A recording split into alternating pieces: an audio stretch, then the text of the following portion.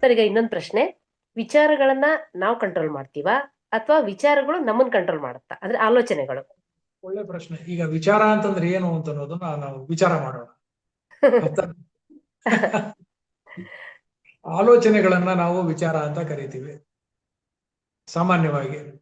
ಆಲೋಚನೆಗಳು ನಮ್ಮನ್ನ ನಿಯಂತ್ರಿಸುತ್ತೋ ನಾವು ಆಲೋಚನೆಗಳನ್ನ ನಿಯಂತ್ರಿಸ್ತೀವೋ ಅಂತ ಪ್ರಶ್ನೆ.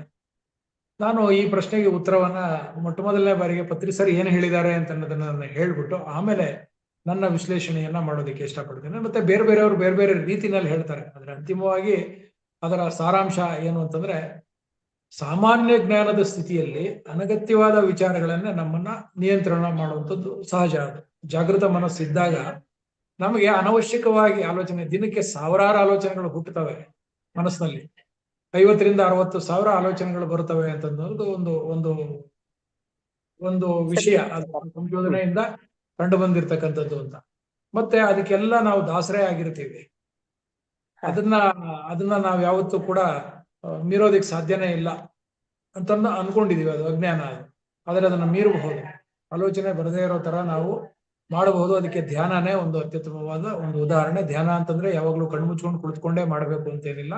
ನಾವೇನ್ ಕೆಲಸ ಮಾಡ್ತಾ ಇರ್ತೀವಿ, ಮಾಡ್ತಾ ಇರೋ ಕೆಲಸದಲ್ಲಿ ಮನೋತಲ್ಲೀನತೆ, ಮೈಂಡ್ಫುಲ್ನೆಸ್ ಅನ್ನ ಇಟ್ಕೊಂಡು ನಾವು ಕೆಲಸ ಮಾಡಿದ್ದೆ ಅಂದ್ರೆ ಖಂಡಿತವಾಗ್ಲೂ ಕೂಡ ಆಲೋಚನೆಗಳನ್ನ ನಾವು ನಿಯಂತ್ರಣ ಮಾಡಬಹುದು. ಏಕ ಆಲೋಚನೆ, ಜಾಗೃತ ಸ್ಥಿತಿಯಲ್ಲಿ ಹಲವಾರು ಆಲೋಚನೆಗಳಿರುತ್ತೆ.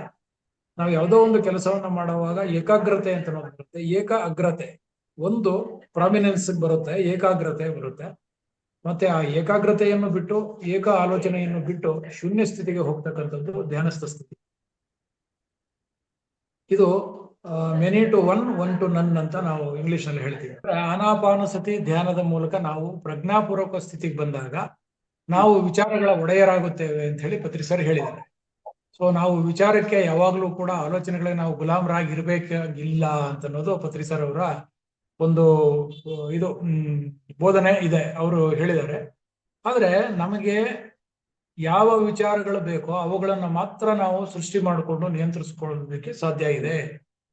ಅದನ್ನ ನಾವು ಧ್ಯಾನದಲ್ಲಿ ಮಾಡ್ತಕ್ಕಂಥದ್ದು ಅಂತ ಹೇಳಿ ಪತ್ರಿ ಸರ್ ಹೇಳ್ತಾರೆ. ನಿರ್ವಿಷಯ ಮನಃ ಅಂತ ಹೇಳ್ತಾರಲ್ಲ, ಮನಸ್ಸನ್ನ ನಿರ್ವಿಷಯವನ್ನಾಗಿ ಮಾಡ್ಕೊಳ್ಬೇಕು. ವಿಚಾರಗಳು ನಮ್ಮನ್ನ ಆಳೋದು ಬೇಡ, ನಾವು ವಿಚಾರಗಳನ್ನ ಆಳಬೇಕು. ಅವುಗಳನ್ನ ನಾವು ದಾಸರಾಗಿ ಮಾಡ್ಕೊಳ್ಬೇಕು ಅಂತ ಅನ್ನೋದು ಇಲ್ಲಿ ಪತ್ರಿ ಸರ್ ಅವರ ಬೋಧನೆ. ಆದರೆ ಸಾಮಾನ್ಯವಾಗಿ ವಿಚಾರಗಳು ನಮ್ಮನ್ನ ನಿಯಂತ್ರಿಸೋದು ಸಹಜ. ಆದ್ರೆ BA ಮಾಸ್ಟರ್ ಅಂತ ಅನ್ನೋ ಪರಿಕಲ್ಪನೆ ಇದೆಯಲ್ಲ, ನಾವು ನಾವೇ ಮಾಸ್ಟರ್ ಆಗ್ಬೇಕು. ನಮ್ಮ ಮನಸ್ಸಿಗೂ ಕೂಡ ನಾವೇ ಮಾಸ್ಟರ್ ಆಗ್ಬೇಕು. ಮನಸ್ಸು ಹೇಳ್ದಂಗೆ ನಾವು ಕೇಳೋದಲ್ಲ, ನಾವು ಹೇಳ್ದಂಗೆ ಮನಸ್ಸು ಕೇಳಬೇಕು ಅಂತ ಅನ್ನೋದು ಇಲ್ಲಿ ಪರಿಕಲ್ಪನೆ.